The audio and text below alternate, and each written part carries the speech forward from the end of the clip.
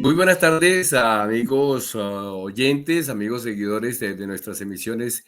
En el día de hoy vamos a hablar sobre el tema de los prisioneros políticos en Chile, sobre todo aquellos prisioneros políticos del pueblo mapuche, de los pueblos originarios de Chile.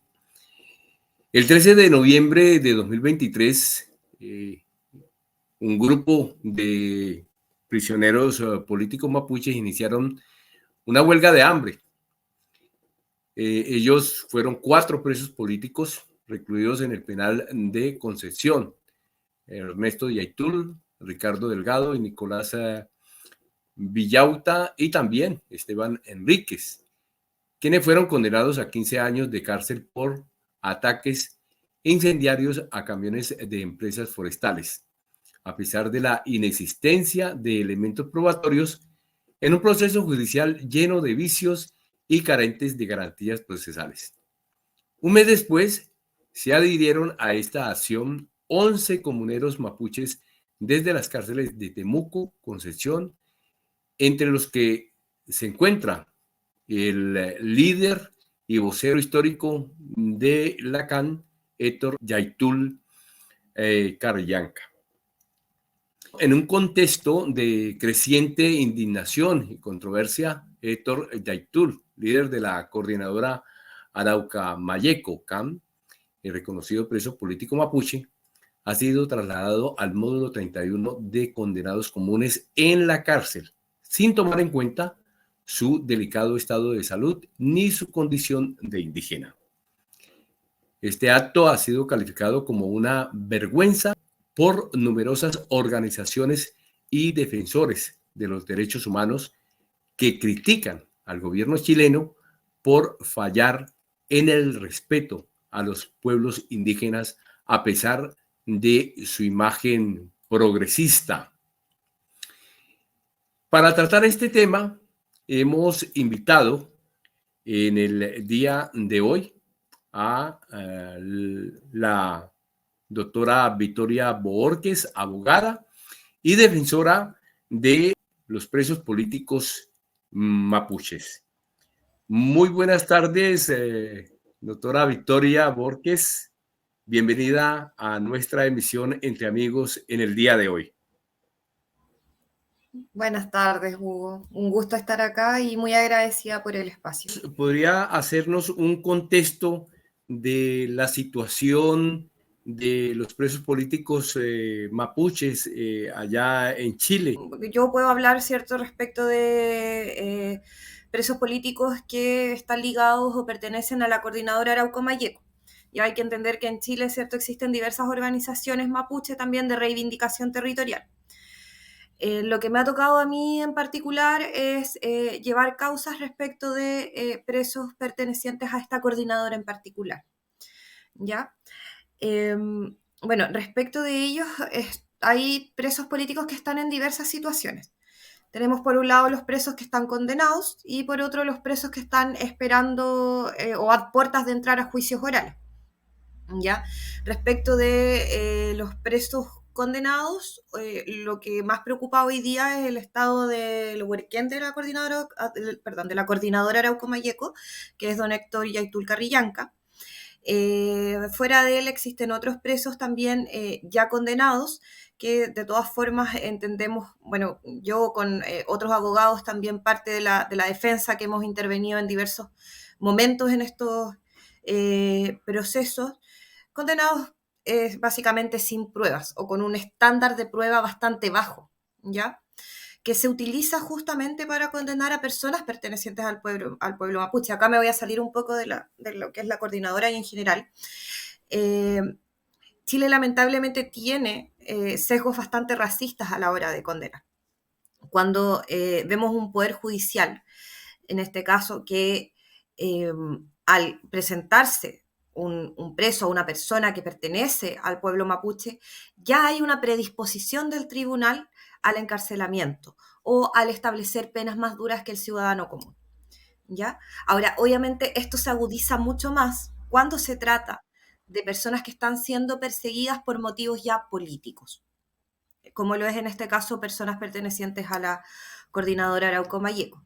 Se utiliza un estándar probatorio, como ya lo señalé, bastante bajo en estos juicios. Se les condena, como lo fue el caso en su momento, en el año pasado, de estos 4 huaychafes que usted habló al principio, sin siquiera poder posicionarlos en el sitio del suceso.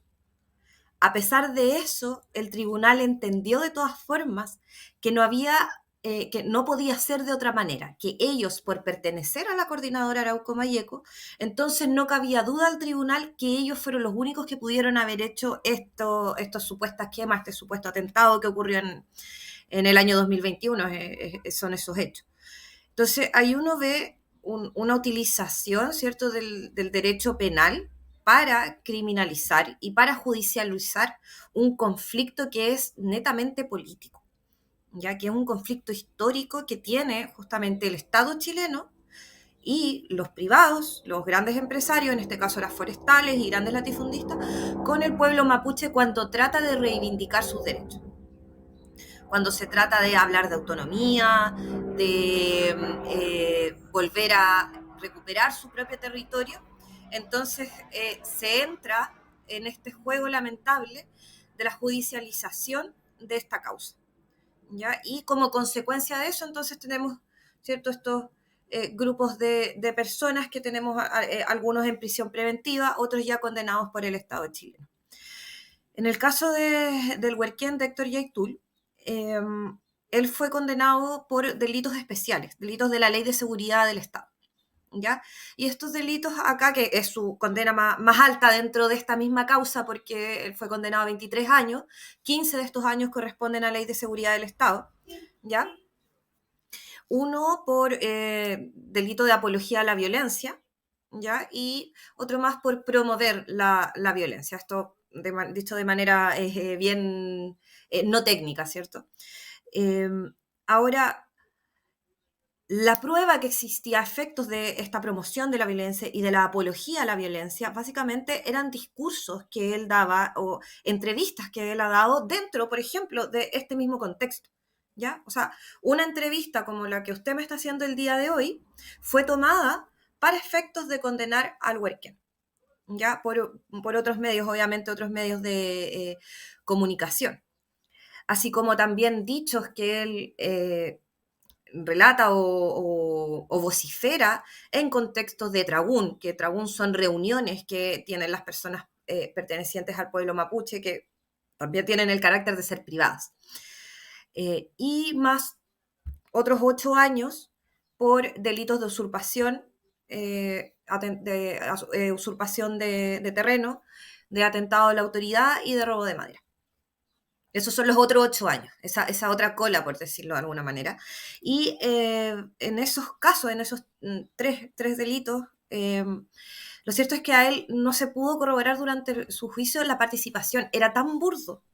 Y aquí me voy a referir a lo que usted hablaba respecto de las garantías de un derecho, de un proceso legalmente tramitado, en cuanto a cómo se valora la prueba por parte del tribunal.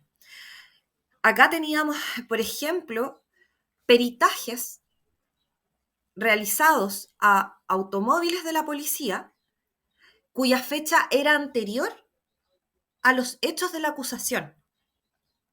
Es decir, el peritaje estaba hecho antes de que ocurriera el supuesto atentado a la autoridad. Y aún así, esa cuestión ni siquiera fue referida por el tribunal. El tribunal que lo condena a él no revisa eso, no se hace cargo de lo que señaló la defensa en su momento. ¿Cómo es posible que se le haya condenado por un hecho de atentado a la autoridad con un peritaje balístico hecho con anterioridad a ocurrido los hechos? Y así hay un sinfín de ejemplos y de detalles que tiene esta causa en torno a que derechamente no se logra probar su participación en algunos casos, en otros casos la existencia del delito, dependiendo ahí de la teoría, ¿cierto? Y aún así es condenado. y aún así es condenado. ¿Y qué es lo que hace el tribunal? Tanto en el caso de Héctor Yaitul, en el caso, por ejemplo, también de Daniel Canío, que fue condenado por una serie de testigos protegidos, ya, si no me equivoco, eran 7 u 8 testigos protegidos. También en el caso de Ernesto Yaitul, de Ricardo, de Esteban y de Nicolás, que el año pasado fueron condenados a 15 años, con efectivamente esta misma rebaja del estándar probatorio. Es decir, acá en el caso tangible de Héctor Yaitul, no importa la fecha del peritaje, ¿ya? Porque él es el huerquén de la cama, entonces lo más probable es que él haya realizado estos hechos. No importa que no podamos posicionar a los 4 huichafes en el sitio del suceso. ¿Por qué? Porque como ellos pertenecen a la Coordinadora Arauco Mayeco, una organización mapuche que se dedica a la reivindicación territorial, entonces no queda más que pensar que fueron ellos.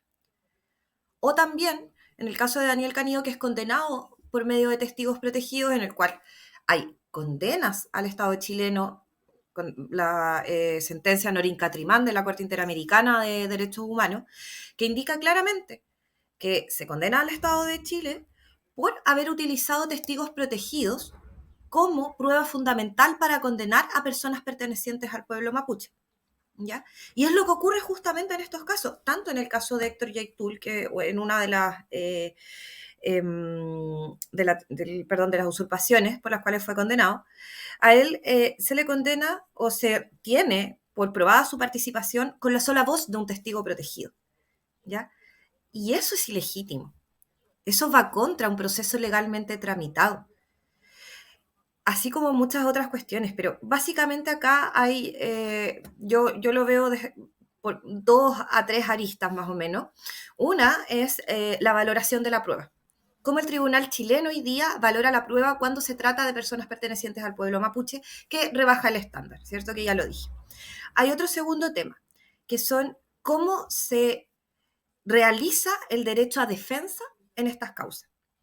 Y en estas causas vemos que hay siempre un claro impedimento u obstáculos que aparecen dentro del juicio mismo para efectos de realizar una defensa.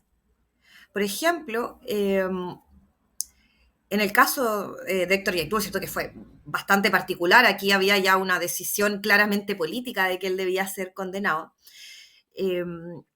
Ocurría que el tribunal intervenía en los interrogatorios de la defensa, en los contrainterrogatorios de la defensa. Y eso está prohibido por ley.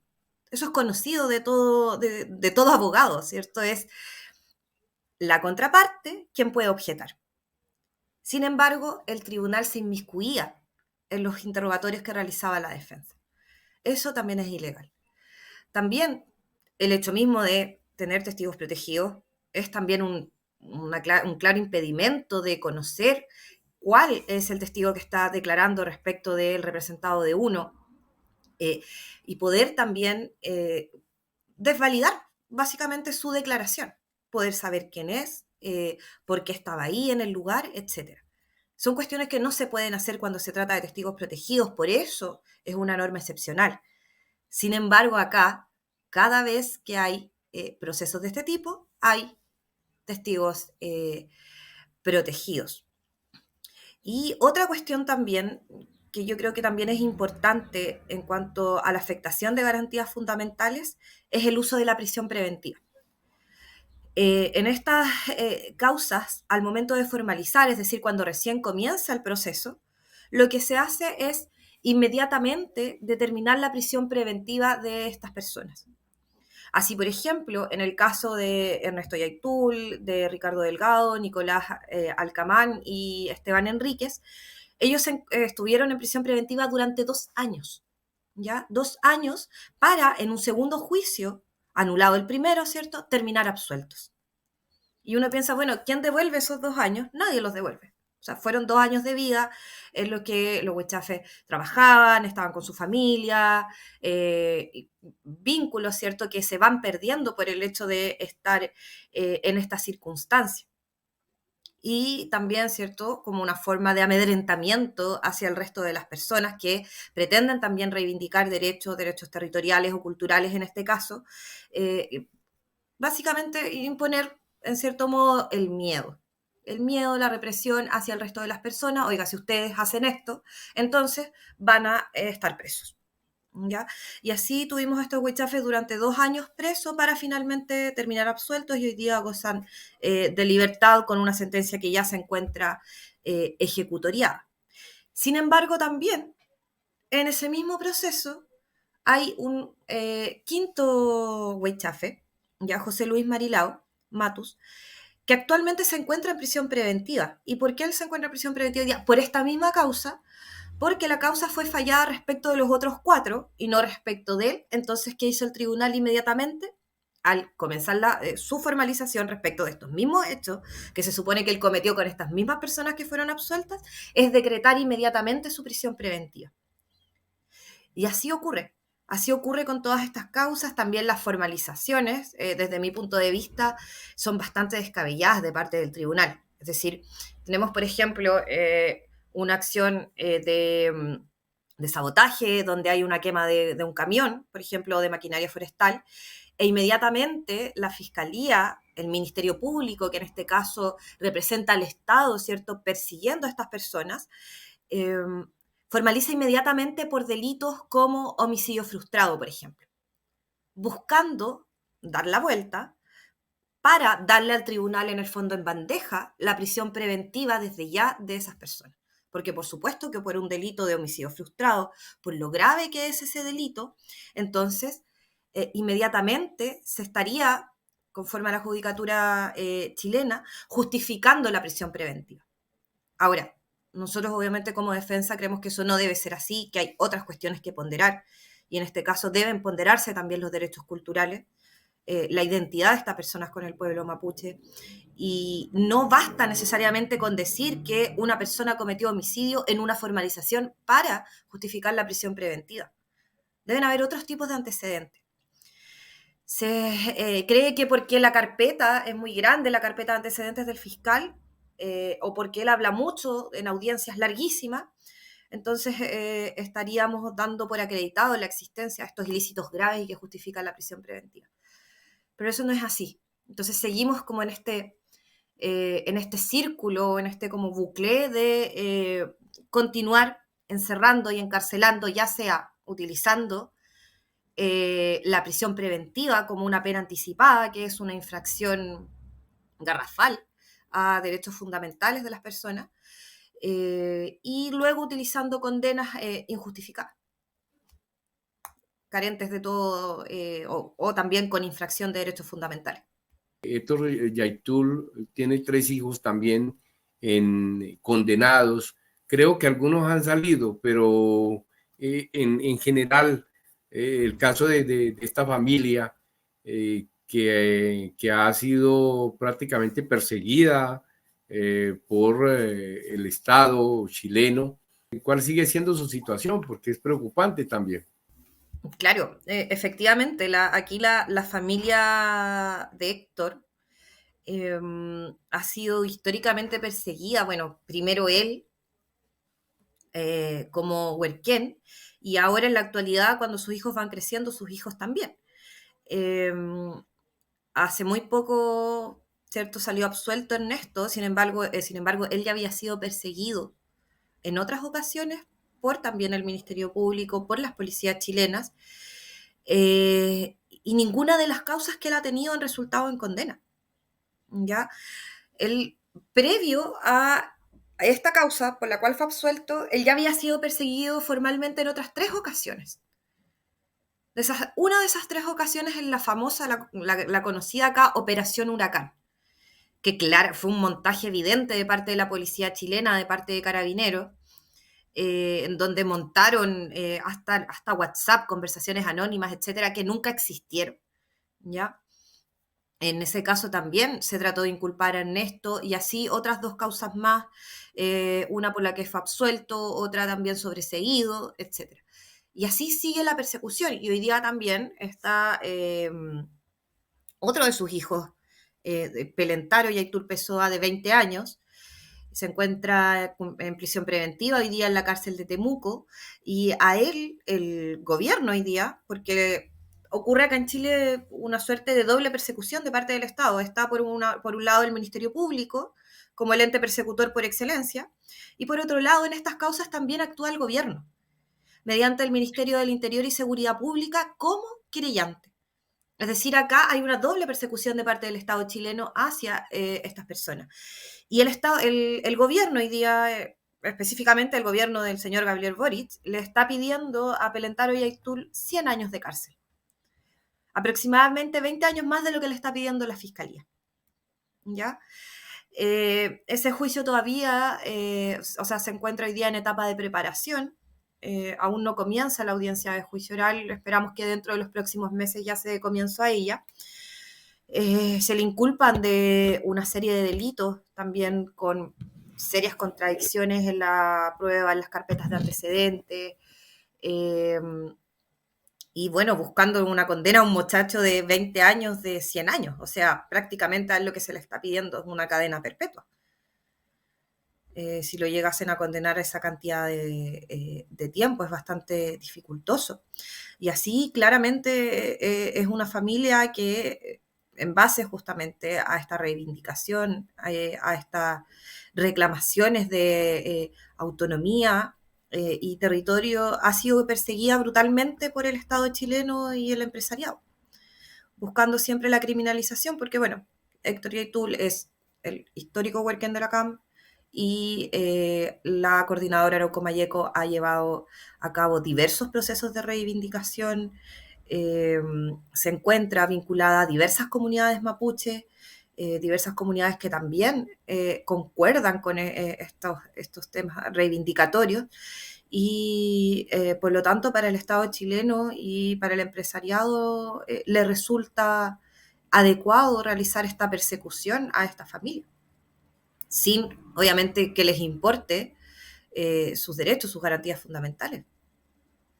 Finalmente, si uno lo ve ya escarbando, a lo que finalmente a la familia se le está afectando es su derecho a la vida, no en un sentido material, sino que cultural, sino que de realización personal.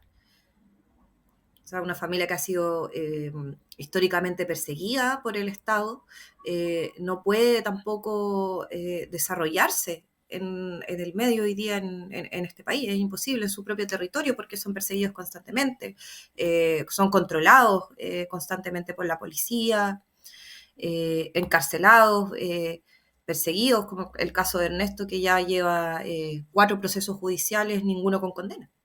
Gabriel Boric se comprometió a la desmilitarización de la Araucanía.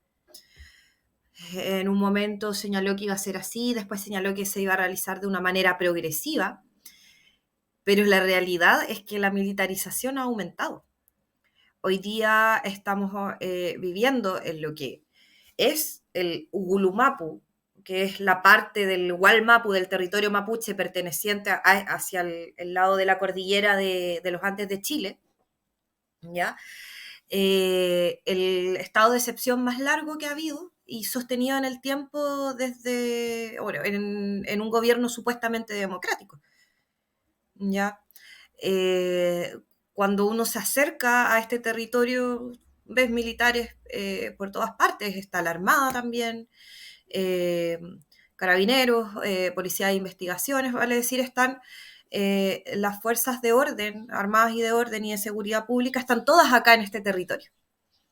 Ya esa disminución o desmilitarización no ha existido, derechamente ha aumentado, y ha aumentado también a solicitud de lo que es la derecha chilena y el empresariado.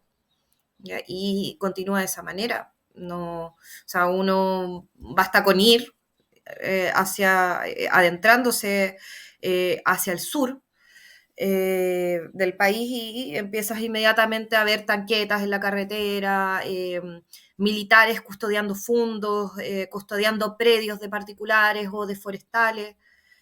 O sea, ahí es claro y evidente cuál es la conexión que hay entre el mundo privado también y el Estado. El Estado para la persecución de este pueblo. O sea, personal del ejército custodiando latifundios, custodiando predios particulares. Eso es bastante, a lo menos extraño. Y no ha disminuido esta militarización, como lo dije hace un rato, ha aumentado. No hay una confianza tampoco en este gobierno que se supone que es progresista. Al contrario, el mismo hecho que sea progresista o que haya prometido estas cosas y haya salido electo este presidente ha ralentizado procesos de reconocimiento de este pueblo, y no solo eso también, sino que ha aumentado la criminalización. Hoy día el gobierno de Chile se hace presente en todas y cada una de las audiencias en las que se está persiguiendo a personas pertenecientes al pueblo mapuche, perdón, en particular personas pertenecientes a la coordinadora Arauco Mayeco. Se hace presente en todas y cada una de las audiencias como querellante, solicitando prisión preventiva e incluso solicitando penas más fuertes que la propia Fiscalía está solicitando. Y esa es la realidad de hoy día acá en Chile, en este territorio, en esta parte del territorio, en que con un gobierno progresista sigue existiendo una violación sistemática a los derechos humanos de estas personas, a sus derechos culturales, a su libertad personal, y no se ve tampoco que se frene. Y lo más triste es también ver a personas que supuestamente estaban con esta causa, que apoyaban esta causa, que en un gobierno anterior, ¿cierto?, que era de derecha, se acoplaban con estos ideales, reivindicaban la lucha territorial mapuche, y hoy en día son personas que están en el gobierno, que están en la moneda, y que hoy día con lo único que contamos respecto de estas personas es su silencio, o bien una mayor persecución hacia el pueblo mapuche. Hablemos sobre la cuestión de las huelgas de hambre. En un principio, en la presentación, pues yo hablaba que un grupo de presos políticos, entre ellos uno de los hijos de Héctor Yaitul, pues habían iniciado unas huelgas de hambre allá en los penales. Algunos de ellos pues, fueron recluidos en hospitales con cuadros clínicos bastante graves. Héctor Yaitul también se unió a estas huelgas de hambre. ¿Cuánto tiempo ha estado Héctor y bueno, y sus compañeros en este proceso de huelga de hambre, ahora último en huelga de hambre líquida? Y ustedes también han denunciado las condiciones indignas de encarcelamiento, la falta de garantías en cuanto a que no se le deja visitar, y también que no se le permite que médicos de su confianza puedan acceder al penal para que revisen y den cuenta del cuadro clínico que en este momento padece Héctor Yaitul. Y bueno, supongo que los otros compañeros de él de lucha y de huelga de hambre pues también tendrán el mismo cuadro. Los presos mapuches llevan ya en total de la coordinadora Arauco Mayeco en menos de un año, tres huelgas de hambre bastante extensas. Ya la primera fue entre 2022 y 2023, a fines y comienzos de año. Ahí yo no recuerdo bien cuál fue el tiempo que ellos estuvieron. Luego la segunda huelga de hambre, que también fue bastante extensa, fue la que comentó usted, que comenzó el 13 de noviembre del año recién pasado y termina a mitad de febrero de este año. Y la tercera huelga de hambre, que es la que realiza ahora Héctor Yaitul, que comienza el 3 de junio de este año y termina ya a fines de agosto de este año también, es decir, nuevamente 3 meses, es decir, hay comuneros que a la fecha llevan más de la mitad de año en huelga de hambre, ¿ya? Cuestión que es bastante grave. Las solicitudes que realizan ellos dicen justamente relación con el respeto a garantías fundamentales, con sus condiciones carcelarias. La segunda huelga de hambre, que fue la que ocurrió entre noviembre y febrero de de este año. En aquellas efectivamente estaba Héctor Yaitul junto a otros comuneros también, dentro de ellos 2 de sus hijos, Pelentaro y Ernesto, quienes también se acoplaron a esta huelga de hambre. Que decía relación principalmente con la solicitud de nulidad del juicio de Ernesto. Y en ella también, por supuesto, los otros comuneros que también se encontraban ya sea condenados o en prisión preventiva, también se acoplaron a esta solicitud, y que también incluía la mejora en las condiciones carcelarias. Y la última huelga de hambre de Héctor decía relación directamente con su traslado a la cárcel de Temuco. Estos procesos de huelga son bastante dificultosos porque obviamente se deteriora bastante rápido la salud de los comuneros y tienen todos consecuencias que al día de hoy se encuentran en estudio. En algunos casos pueden ser evidentes, en otros no. En el caso de Héctor sí pueden ser más evidentes. Él ya lleva su 8ª huelga de hambre o 9ª huelga de hambre de su vida. Por tanto, él ya tiene consecuencias irreparables, y de una sola huelga ya pueden haber consecuencias. O sea, él ya lleva 8. Por tanto, su salud también al día de hoy es una preocupación constante. Sabemos que tiene problemas al corazón, sabemos que tiene problemas digestivos. Y claro, sin embargo, hay una gran piedra de tope hoy día, y es que los tribunales no han permitido que él sea visitado por médicos de confianza. Él simplemente recibe la atención del Hospital Penitenciario Bío Bío, y en casos urgentes y graves, como también la recibieron sus hijos y otros comuneros del Hospital Regional. ¿Ya? Pero esos son casos ya graves, es decir, cuando ellos ya están bastante mal, deben ser trasladados, ¿cierto?, al hospital de acá de la zona, o de Temuco en su caso. Pero el resto del tiempo Héctor Yaitul no ha podido ser nunca visitado, al menos entre 2023 a la fecha, por algún médico particular. El tribunal ha negado constantemente estas solicitudes. Y es relevante porque la verdad es que hay desconfianza en el hospital penitenciario. Hemos visto cómo los comuneros tienen claras molestias, claros problemas como mareos, desmayos, hormigueos en extremidades, dolores en la espalda por los riñones que comienzan a fallar. Y esas cuestiones no son plasmadas en los informes del hospital penitenciario.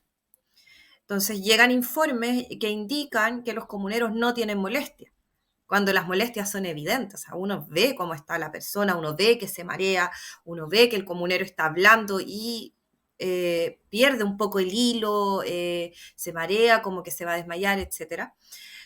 Entonces sus molestias resultan evidentes, pero no son plasmadas tampoco por el hospital. Entonces ahí también hay otra clara vulneración, ¿cierto? Acá en Chile lamentablemente se ve la huelga de hambre como una medida que no debe ser utilizada, que las mismas gendarmería, autoridades indican: yo no negocio con alguien que me esté presionando de esta manera, como lo es la realización de estas huelgas. E incluso es más, hoy día es una falta grave dentro del régimen penitenciario la realización de una huelga de hambre. Y por lo tanto, cuando terminan las huelgas de hambre, los comuneros además son sancionados sin la recepción de visita. ¿Ya? O sea, básicamente se les deja sin herramientas para poder exigir sus derechos. O sea, ya por un lado ellos exigen derechos externamente, mediante sus acciones de reivindicación, su realización de ceremonias, de rituales, etc. Y luego son sacados de su espacio, de su comunidad, de su entorno, para ser encarcelados, para que no realicen estas acciones, porque hay grupos, ¿cierto?, que a los que les molesta.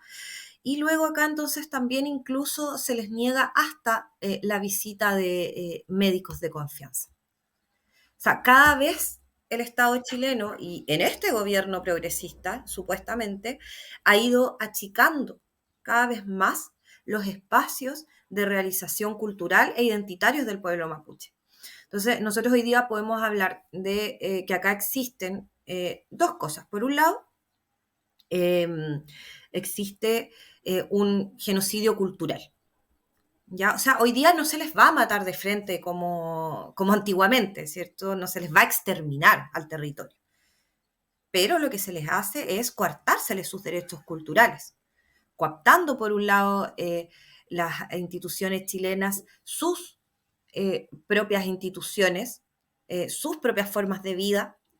Luego, cuando hay quienes se rebelan respecto de esto, entonces son encarcelados, son ajusticiados, eh, son condenados por los tribunales chilenos.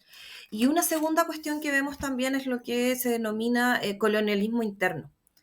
Hoy día no viene el reino de España a matar mapuches, a encarcelarlos o a llevárselos. Hoy día lo que hace es el Estado chileno intentar por todos sus medios, ¿cierto?, colonizar a este pueblo y asimilarlos a la nación chilena, sin tomar en consideración sus propias particularidades. Y eso es lo que está haciendo hoy día el Estado chileno, y para eso utiliza diversos medios, como lo son diversas leyes de asimilación y también el encarcelamiento a través, ¿cierto?, de una mala utilización de lo que es el derecho penal hoy en día acá en Chile. ¿Cuáles son las reivindicaciones concretas que pues, los presos políticos en sus huelgas de hambre y en sus diferentes acciones están haciendo? Bueno, a través de las huelgas de hambre, lo que se solicita son cuestiones netamente que tienen que ver con sus procesos judiciales. Ya, por un lado, en algún momento existió un problema respecto acá con las visitas que se realizaban en el complejo penitenciario Bío Bío. Se les impedía a las lamien, a las mujeres mapuche, entrar con su vestimenta típica, se les hacía quitarse sus aros, se les impedía también el ingreso de comida con pertinencia cultural, etcétera. Por otra parte, también está la nulidad, por ejemplo, del juicio de Ernesto. Eh, También la rebaja en las solicitudes de condena, o básicamente la realización de juicios con respeto a la garantía del debido proceso. Que es eso lo que hoy día, el gran problema que tenemos hoy día acá, es que los juicios que se llevan respecto de comuneros tienen faltas graves al debido proceso en sus diversos estadios, ¿cierto? Ya sea desde la formalización, pasando por la investigación, pasando por las etapas de preparación, el mismo juicio oral, las mismas sentencias, es decir, todo el proceso judicial. ¿Ya? Y también extrajudicial, porque hay una fase anterior, ¿cierto?, que la lleva solo la fiscalía, es decir, todo este proceso de investigación y de persecución no se está ajustando a lo que es la garantía del debido proceso. Entonces ellos en sus huelgas de hambre también solicitan reiteradamente que sus procesos sean realizados con ajuste a esta garantía y, en consecuencia, con ajuste a lo que es un Estado de Derecho. Acá ellos no piden nada más que se cumpla aquello que debe cumplirse conforme al Estado de Derecho, incluso chileno, ¿ya? O sea, son esas garantías las que se están solicitando y que hoy día nosotros vemos vulnerados prácticamente diariamente. Y otra cuestión también importante que dice también relación con el tema, por ejemplo, de las visitas carcelarias, son la mejora en las condiciones carcelarias de todos los presos mapuche. Incluso aquellos que se encuentran, por ejemplo, en la cárcel de Temuco, en el módulo comunero, pero particularmente, ¿cierto?, aquellos que se encuentran en cárceles que no tienen espacio para comuneros, que no tienen estos módulos segregados especiales, ¿ya? En los que se encuentran sometidos al régimen común, no reciben encomiendas o comida relacionadas con su cultura, hay siempre problemas y restricciones para la realización de ceremonias, y el convenio 169 es bastante claro, ¿cierto?, en indicar que deben tenerse en cuenta su especial relación con la tierra, su especial vínculo con su comunidad y su familia, que no lo tiene el resto del país, porque acá tampoco se entiende que básicamente somos pueblos distintos. Entonces, mientras no entendamos esa diferencia, nosotros como chilenos, la judicatura en particular, el Estado, el gobierno, entonces poco se va a avanzar porque no hay un entendimiento de las particularidades y las diferencias que hay entre chilenos y entre mapuches. Y esas son las demandas a modo general que han llevado las diversas huelgas de hambre, ¿cierto? Hoy día ya no están en huelga de hambre los comuneros de la coordinadora Arauco-Mayeco. Se está a la espera del traslado del Huerquén al módulo de comuneros de Temuco. Para esos efectos se comprometió una senadora, la senadora Fabiola Campillay, para poder intermediar en dicho proceso. Estamos a la espera de aquello. También se está siguiendo por la vía judicial. Hay una apelación pendiente para su traslado. Por otro lado, hay otros grupos de comuneros de esta coordinadora que están a la espera de sus juicios orales. Y bueno, también como ya lo señalé, otros condenados y cuyas causas también se van a derivar a la Corte Interamericana de Derechos Humanos. El caso particular, ¿cierto?, de Héctor Yaitul, cuyo causa se va a derivar a dicha Corte Internacional, en donde por supuesto hay un poco más de esperanzas que en el Estado, en el Poder Judicial chileno. En cuanto a las organizaciones y defensores de derechos humanos, ¿cuál ha sido la reacción en cuanto al caso de los presos políticos mapuches y concretamente al caso de Héctor Yaitul? Bueno, organizaciones institucionales, por supuesto que no hay apoyo de esa parte. En este caso tenemos en Chile el Instituto Nacional de Derechos Humanos. Cuesta bastante trabajar con esa institución, es una institución arraigada al gobierno de turno. Por lo tanto, no hay mucho que decir ahí, sin perjuicio de que de todas formas igual de una u otra manera ellos tratan de cumplir su rol, pero siempre coartados claramente por la línea política que tienen.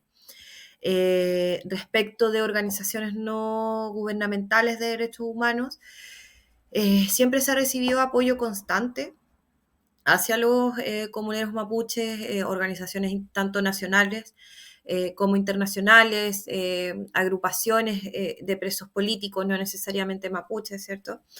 Se ha recibido bastante apoyo, en particular en cuanto a la existencia de varios observadores de derechos humanos, tanto acá en el país como de manera internacional. Por tanto, bueno, fuera de lo que es la institucionalidad vigente, la verdad es que las organizaciones de derechos humanos han sido bastante relevantes para nosotros para poder llevar a cabo nuestro trabajo. Y siempre también necesarios, porque básicamente son esas organizaciones las que tienen la capacidad también de poder denunciar estas situaciones que ocurren acá respecto de estos presos mapuche y también poder sacar esta información hacia el exterior, cuestión que hoy día nos encontramos también con una pared comunicacional en torno a estos temas. Sale en las noticias solo un lado del problema y por supuesto los noticiarios, la prensa común o la prensa hegemónica no hace eco tampoco de estas demandas. Por lo tanto, lo más importante para nosotros por lo que más se requieren estas organizaciones, así como también esta entrevista que usted está haciendo, es justamente poder sacar esta información y de alguna manera poder hacer entender al Estado, al gobierno, y que pueda en algún punto de esta historia de este país concluir con ese tipo de persecución, de criminalización y poder, ojalá en algún momento, solucionar estos temas con altura de mira, sin amenazas, sin los militares en el territorio, y de esa manera también que se reconozca la identidad de este pueblo y no sea una cuestión meramente, como le llamamos nosotros acá con las otras defensas, ¿es cierto? Una cuestión meramente turística. Es decir, el pueblo mapuche acá no es necesariamente, o no tiene que ser un objeto de turismo para ser reconocido por el Estado chileno. Ellos tienen su propia identidad, su propia forma de vida. Y aquello que no se acopla a este Estado chileno, entonces, claro, queda fuera y es reprimido y es criminalizado. Y eso es lo que tiene que terminarse. Entonces, en ese sentido, es importante el rol que cumplen estas organizaciones de poder informar y de poder dar también una mirada, ¿cierto?, desde afuera. ¿Cuáles son las implicaciones que tiene la lucha que está haciendo Héctor Yaitul y otros presos políticos en el reconocimiento de los derechos indígenas de Chile? Resulta primero bastante relevante el tema de Héctor Yaitul, porque justamente el motivo por el que están presos, presos políticos mapuches, dice relación justamente con la reivindicación de su identidad, de su cultura, de su forma de vida, de su cosmovisión. Por tanto, cuando tenemos una condena de ese nivel hacia un huerquén, que reivindica estos derechos, ¿cuál es el mensaje entonces que se le está dando al resto? En el fondo lo que se les está diciendo, nosotros no vamos a reconocer nada, sino es mediante lo que nosotros queramos o de la manera en la que nosotros digamos. Es decir, hay un cierre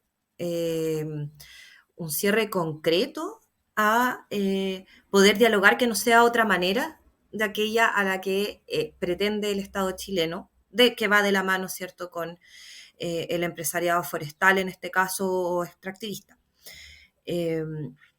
Por lo tanto, la condena de Héctor es un mensaje también en torno a aquello, a decirle al pueblo mapuche, acá, ok, nosotros sí vamos a dialogar, pero no lo pueden hacer de esta manera, no lo pueden hacer reivindicando sus derechos de esta forma, sino que hay una sola forma y esa forma es la institucional. Y esa forma institucional es aquella que nos señala el Estado chileno y no hay otra. Por lo tanto, cierra posibilidades de discusión, cierra posibilidades de participación en el reconocimiento de sus derechos eh, culturales y, claro, envía este mensaje bastante directo también al resto de las comunidades ligadas a la coordinadora Arauco Mayeco en cuanto a la represión, a la criminalización de su lucha. O lo que ocurre hoy día es que el poco reconocimiento que hay, porque sí, efectivamente existe un reconocimiento institucional, solamente crecería en torno a en cuanto a las reglas que coloque el propio Estado chileno, que básicamente es el mismo persecutor de estas personas. Entonces yo creo que lo que hace esta condena es justamente dificultar algún posible proceso de reconocimiento mayor hacia este pueblo. ¿Cuál sería su mensaje en este momento para todos nuestros oyentes y bueno, y todas las personas y organizaciones o representantes de organizaciones que puedan ver esta entrevista? Bueno, por un lado el mensaje va por el hecho de continuar recibiendo el apoyo que hemos recibido de diversas organizaciones, de diversas personas también, para poder llevar a cabo a buen puerto, ¿cierto?, estas causas judiciales, poder seguir luchando contra esta criminalización, porque esa lucha contra la criminalización de la protesta mapuche en este caso, va, ¿cierto?, por una arista que es justamente la pelea que se da básicamente en el tribunal, pero por otra parte también es la lucha que se da desde dentro de las comunidades. Ya el poder seguir haciendo territorio, poder seguir haciendo nación, reconstruir estos procesos, reconstruir esta nación mapuche, reconocerla también como tal, no como, otros chilenos, sino como personas mapuche. Es muy importante. El mensaje, creo yo, es a seguir informándose, a seguir dando a conocer este tema, esta problemática, a seguir atentos a los diversos procesos que se vayan dando, tanto judiciales como también no judiciales, y lo más importante es, bueno, el apoyo y el soporte que podamos tener tanto comunicacionalmente, judicialmente, en los mismos territorios, etcétera. Y bueno, a seguir atentos porque esto no ha terminado, tiene para largo, vienen una serie de otros juicios más respecto de otros comuneros mapuche, dentro de ellos también Pelentaro, y hay que seguir peleando también desde todas las veredas, de todas las veredas, hasta que llegue un punto en que por fin el Estado chileno diga, ok, vamos a reconocer a esta nación que habita en este territorio también. Esperemos que eso pueda ocurrir más temprano que tarde y también se dé en algún momento alguna solución a este conflicto que ha generado el Estado chileno. Bueno, esperemos que así sea, doctora Victoria. Muchas gracias por haber conseguido esta entrevista para nuestras plataformas y medios de comunicación. Y bueno, le deseo muchos éxitos en todas sus labores cotidianas y profesionales, y también con esa defensa solidaria e inaplausible que usted está haciendo allá en Chile hacia los presos políticos mapuches.